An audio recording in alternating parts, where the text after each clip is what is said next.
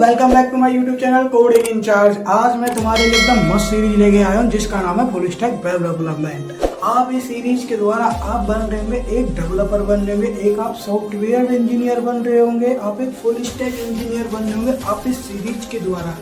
ठीक है, तो आज हम इस लेक्चर की बात करते हैं। आज इस लेक्चर में पढ़ेंगे क्या क्या। आज हम इस लेक्चर में पढ़ने वाले कि इंटरनेट क्या होता है, एक नेटवर्क क्या होता है, उन दोनों के बारे में जान लेंगे। एक ब्राउजर क्या होता है उसके बारे में जान लेंगे, और सर्वर के बारे में जान लेंगे सर्वर क्या होता है।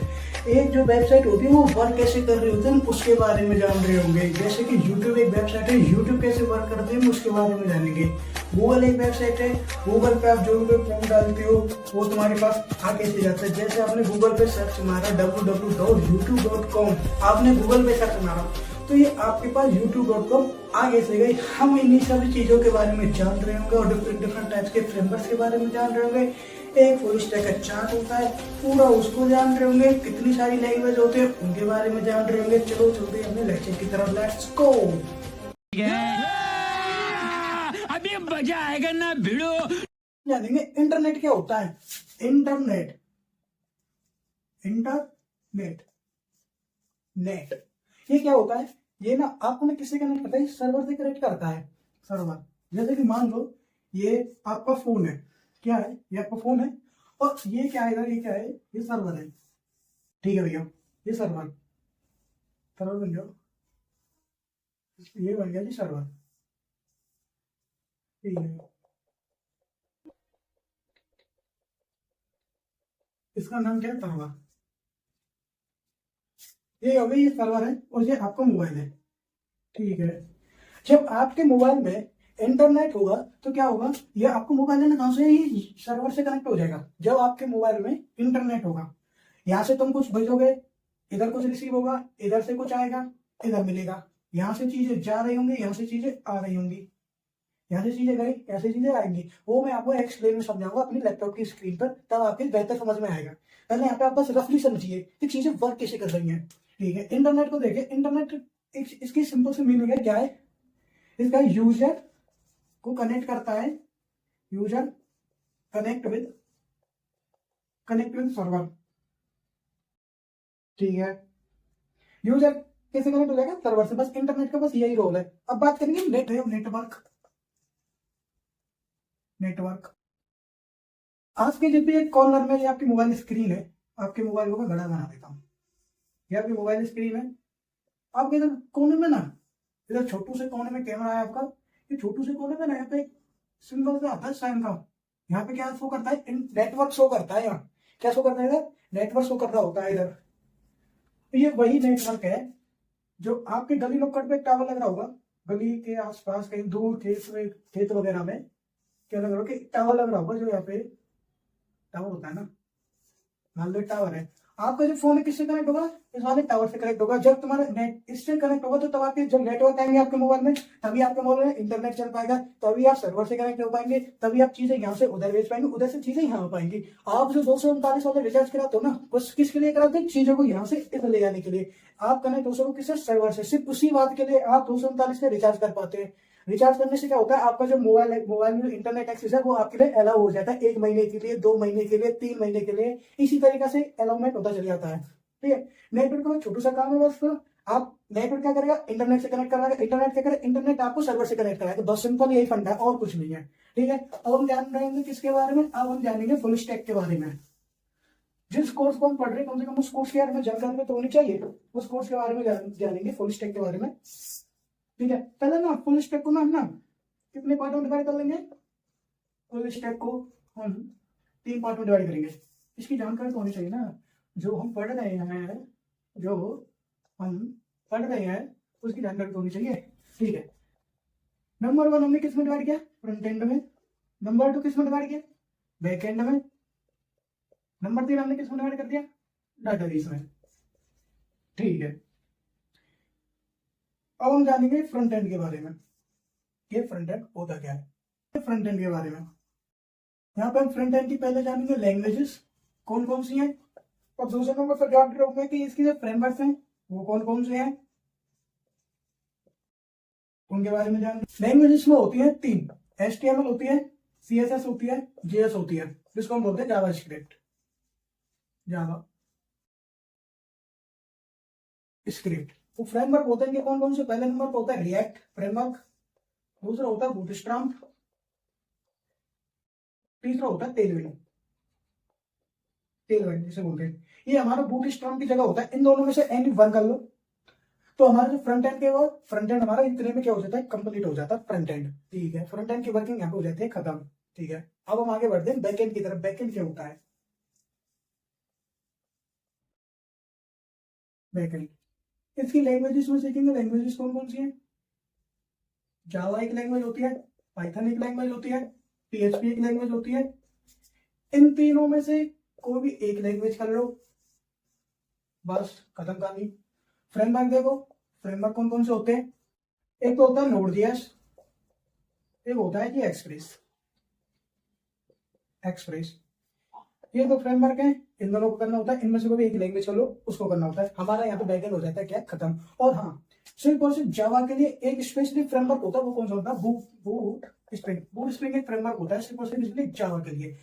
इसकी मदद से आप गेम्स बना सकते हैं, अच्छे से अच्छे एप्स बना सकते हैं, और तो और आप सिर्फ इसी से वेब डेवलपमेंट कर सकते हो, इसी लैंग्वेज की मदद से। इसकी वर्किंग समझते हैं। डेटा बेस लैंग्वेज देखिए, लैंग्वेज कौन सी है इसकी? लैंग्वेज है जी MySQL, और इसका जो फ्रेमवर्क है वो कौन सा है? फ्रेमवर्क है जी MongoDB। कौन सा है जी? MongoDB। बस डेटाबेस यहाँ पे खत्म हो जाता है। इनको हमें सीखना पड़ेगा। इसी पूरी कंप्लीट सीरीज को हम बोलते हैं क्या? Full stack series, full stack web development series. Server, special server के ऊपर। ठीक है, ये मान लो ये सर्वर है।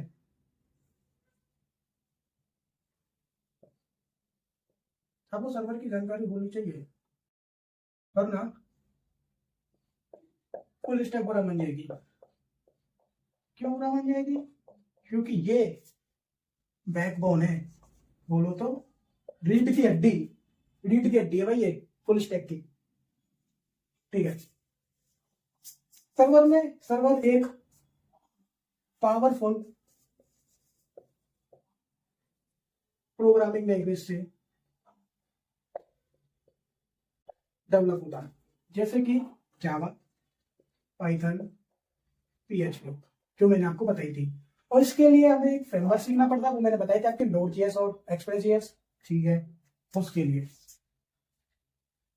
अब मैं आपको बताऊंगा क्लाइंट सर्वर आर्किटेक्चर या फिर वर्क कैसे करते हैं। क्लाइंट सर्वर आर्किटेक्चर कैसे आर्किटेक्चर। क्लाइंट क्लाइंट कौन है? क्लाइंट हो जी तुम, आप हो क्लाइंट। ये भैया जी हैं,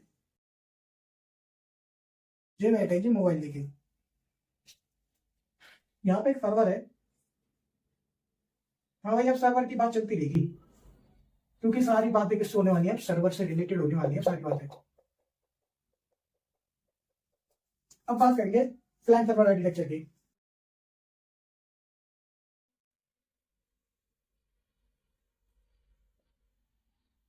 ये क्या है? ये ब्राउजर है। ब्राउजर, चलो थोड़ी सी बात मैं अभी इसके ऊपर कर लेता हूँ। ब्राउजर क्या है? आपने कोई अभी तक कोई प्रोग्रामिंग लैंग्वेज पढ़ी है? पढ़ी होगी तो ठीक है, नहीं पढ़ी होगी चलो मैं बता देता हूँ कि ब्राउजर की वर्किंग कैसे होती है कंपाइलर को समझते हुए। आप कंपाइलर में क्या करते हैं? हाई लेवल लैंग्वेज को लो लेवल लैंग्वेज में कन्वर्ट करते हो। तुम्हारी जो पाइथन लैंग्वेज है हाई लेवल लैंग्वेज है, कंपाइलर क्या करता है उसे लो लेवल, कंपाइलर क्या करता है उसको हाई लेवल को लो लेवल लैंग्वेज में कन्वर्ट करता है कंप्यूटर की फॉर्म में। ठीक है, अब बात करेंगे ब्राउजर के इसी से रिलेटेड होते हुए कैसे वर्किंग होगी सर। ठीक है, मेरे पास एक HTML फाइल है, .html की फाइल है। ठीक है, इसमें कुछ हेडिंग टैग्स में कुछ लिखा हुआ है, पैराग्राफ टैग में कुछ लिखा हुआ है। जैसे मान लो हेडिंग में लिखा हुआ है लोकेश और पैराग्राफ में लिखा हुआ है मनीष। ठीक है, ये लिखे हुए। अब ये क्या करेगा ब्राउजर? इनको चेक करेगा कौन कौन से टैग लग रखे हैं इनमें चेक करेगा। अच्छा ये H1 है, उसको चेक करेगा ये पैराग्राफ में। तो इनको क्या करेगा? अभी ब्राउजर को ये कंसोल करके फिर ये मेरी लैपटॉप की स्क्रीन पर शो करा देगा। यहाँ पे लोकेश शो करा देगा और यहाँ पे मेरा दोस्त मनीष को शो करा देगा। ठीक है, कितनी बात होगी? यहाँ तक कोई दिक्कत आई? नहीं आई। ब्राउजर के बारे में समझ गए? ठीक है, अब हम आगे बढ़ते हैं क्लाइंट सर्वर आर्किटेक्चर की तरफ। ब्राउजर आप समझ चुके हैं, ब्राउजर में कोई दिक्कत आई तो बता देना, कमेंट में बता देना भैया मेरे को यहाँ पे दिक्कत आई है, कल मैं उस डाउट को क्लियर करा दूंगा, बिल्कुल बताना भाई। अब ये देखो ब्राउजर, भाई क्या करेगा, ब्राउजर की बात कर लूँ, क्रोम ब्राउजर है, इरेज ब्राउजर है, माइक्रोसॉफ्ट का जो है। पहले हम अपने फोन में क्रोम ब्राउजर खोलेंगे, क्रोम ब्राउजर किस कंपनी का है, गूगल कंपनी का क्रोम ब्राउजर है, ठीक है। उसको हमने खोला, उस पर हमने क्या टाइप किया अपने फोन में, www.youtube.com। जब हमने उसमें टाइप किया तो क्या होगा, तो उसमें वर्किंग देखो, पीछे की वर्किंग क्या हो रही थी। तब मैंने www.youtube.com मैंने जब इसमें टाइप किया था, तो वो उस पा गया, इसके पास होते होते होते होते सर्वर के पास गया, ठीक है। वो सर्वर के पास पहुंचा, इसने बोला कि भैया भैया क्या आपके पास youtube.com है। सर्वर भैया बोलेंगे हाँ भैया मेरे पास youtube.com है, ले जाओ। और यहाँ से इसके रास्ते होते होते होते होते होते ये आगा जी मेरे पास youtube.com, मेरे पास youtube.com आ चुका है। कौन सा सर्वर चल रहा है यहाँ पे, गूगल कंपनी का सर्वर चल रहा है यहाँ पे, ठीक है। अब मेरे पास youtube.com खुल गया, अब कौन सा सर्वर चलेगा, अब चलेगा भैया मेरे पास, अब मेरे पास चलेगा यूट्यूब कंपनी का सर्वर, यूट्यूब कंपनी का सर्वर चलने वाला है, ठीक है। अब कैसे वर्किंग होने वाली है, अब वर्किंग कुछ इस टाइप से होगी। अब youtube.com चलिए, अब मैं चाहता हूँ कि मेरे पास अब पंजाबी सॉन्ग आ जाए। मैंने youtube.com में मैंने सर्च मारा, मुझे पंजाबी सॉन्ग चाहिए। और क्या होगा, फिर दोबारा से रेलेवेंट होगा, क्या मैं इसको रफ कर दूं इसको, क्योंकि अब कंपनी चेंज हो गई है, अब कंपनी चेंज हो गई है, अब यूट्यूब की कंपनी आ चुकी है, अब इसको रफ कर देते हैं, ठीक है। अब कंपनी चेंज यूट्यूब, ठीक है। अब इसने बोला कि मुझे पंजाबी सॉन्ग चाहिए। अब ये सर्वर के पास भाग के गया, पूछा कि आपके पास पंजाबी सॉन्ग है, ये सर्वर बोलेगा हाँ है मेरे पास पंजाबी सॉन्ग। अब ये भाग के आएगा मेरे पास, इधर मेरे पास पंजाबी सॉन्ग आ चुके हैं। और ये किस रास्ते से आ रहे, इंटरनेट के रास्ते से आ रहे हैं, इंटरनेट का जो रास्ता है उस रास्ते से आ रहे हैं, ठीक है। आपकी क्लाइंट सर्वर आर्किटेक्चर समझ में आया, बस यही था क्लाइंट सर्वर आर्किटेक्चर, और कुछ नहीं। चलो अब आगे बढ़ो। ये क्या होता है, IDE बोलो तो इंटीग्रेशन डेवलपमेंट इन्वायरमेंट, इसकी फुल फॉर्म याद रखना भाई, इंटीग्रेशन डेवलपमेंट इन्वायरमेंट, ठीक है। ये इसकी फुल फॉर्म होती है। VS कोड क्या है, ये एक नोटबुक होती है, क्या होती है, नोटबुक। जैसे आपकी फेयर नोटबुक होती है, रफ नोटबुक होती है, उसी टाइप की क्या है, एक नोटबुक है, जिसमें क्या होता है, जिसमें ना हमारे जो कोड होते हैं ना, वो इसमें क्या होते हैं, राइट किए जाती है। जैसे HTML टैग है वो राइट किया जाएगा, पैराग्राफ टैग है, वो सारी चीजें क्या चीज इसमें राइट की जाती हैं, हम करते हैं। अब हम चलो क्या करते हैं, अपने लैपटॉप की स्क्रीन में चलते हैं, वहां पे हम जानेंगे क्या क्या चीजें और होती है। इस फर्क कर दो, ठीक है। तो भाई हमने वहां पे प्रोसेसिंग चेक करी थी, ठीक है। अब हम यहाँ पे क्या चेक करने वाले, अब यहाँ पे हम लाइव चेक करेंगे, हालांकि वेबसाइट वर्क कैसे कर रही है। हम किसकी मदद से करेंगे, हम एक ब्राउजर की मदद से करेंगे। तो हम क्या करने वाले, अब हम ना ओपन करेंगे अपने ब्राउजर को, ठीक है। अपने गूगल क्रोम ब्राउजर को हमने ओपन किया, ठीक है। इसको मैक्सिमाइज कर लेते हैं, कर लिया, ठीक है। हम क्या करेंगे, अब यहाँ पे हम ना www.youtube.com हम ये सर्च मारेंगे। अब ये देखो मेरे पास अभी www.youtube.com मेरे पास ये खुल गई है, ठीक है। मेरे पास अभी youtube.com खुल गई, ठीक है। तो मैं एक चीज नोटिस कराता हूँ, क्या वो चीज क्या होने वाली है। अब तुम वो देखना कि अब ये चीज गई इन सर्वर के पास, अब ये आई, तो इसमें कुछ ना कुछ हुआ होगा। जो लोडिंग होती है, मैं उस लोडिंग को चेक कराऊंगा आपके पास, तो लोडिंग को चेक कराऊंगा मैं। youtube.com इसमें मैंने सर्च मारा, तो देखना इधर जहाँ मेरा कर्सर है ना, कर्सर न्यू टैब के पास, यहाँ पे क्रोम ब्राउजर का यहाँ पे साइन बना हुआ है, इधर देखना इधर, ठीक है। जैसे मैं इस पे एंटर मारूंगा, लोडिंग ये गई सर्वर को, अच्छा सर्वर से आ भी गई, मिनी सेकंडों में खेल हुआ है। तो ये सर्वर के पास गई और ध्यान देखना आ गई। इसने पूछा क्या मैं सर्वर के पास youtube.com है, उसने बोला हाँ है, तुरंत ले जाओ। तो साइड पर ये मेरे पास क्या कहो, youtube.com मेरे पास ले आया, ठीक है। तो अब हम क्या करने वाले, अब ना अपना मेन मकसद है उसको पूरा करेंगे, VS कोड को डाउनलोड करेंगे, प्रॉपरली डाउनलोड करेंगे, तो ठीक है। तो अपने ब्राउजर में ही है क्या डालना है, VS code installation, VS code. अगर आप विंडोज में हो तो विंडोज डालना, लिनक्स में हो तो लिनक्स डालना। मैं मैक ओएस में हूँ तो मैं क्या डालूंगा, मैं मैक ओएस डालूंगा। तो उसमें ये डाल के आएगा। आपको ये लिंक दिख रहा है, ये download VS code Mac Linux Windows, इस पे क्लिक करना है। ठीक है, अगर आप विंडोज में तो विंडोज डाउनलोड करना, अगर आप मैक ओएस में हो मैक ओएस डाउनलोड करना, अगर आप लिनक्स में हो तो लिनक्स डाउनलोड करना। तो मैं सिंपली क्या करूंगा, मैक ओएस पे क्लिक करूंगा तो ये सिंपली क्या हो जाएगा, डाउनलोड हो जाएगा। ये डाउनलोड हो रहा है, ये देखो इधर, ये इधर साइड, इधर साइड इधर डाउनलोड हो रहा है। मेरे में पहले से डाउनलोड हुआ पड़ा है, तो मैं आपको दिखा देता हूँ कि ये किस तरीके से आपको ये VS कोड है वो आपको दिखेगा। ठीक है, तो सिंपली मैं जाऊंगा अपने होम स्क्रीन पे, VS कोड सर्च मारूंगा, VS कोड खुल जाएगा, VS कोड। ठीक है, VS कोड मेरा खुल गया है। तो VS कोड डाउनलोड वगैरह में आपको ऐसे सिंपली दिखाई देगा। तो विंडोज वाले क्या करना, विंडोज वाले को बस अपना जो फाइल पाते हैं उसको डालना पड़ेगा, तो आपका VS कोड भी सेम इसी तरीके से चालू हो जाएगा, कोई दिक्कत वाली बात नहीं आने वाली। तो कल मैं आपके लिए एक लेक्चर लाऊंगा HTML का, कल हम उसको पढ़ रहे होंगे।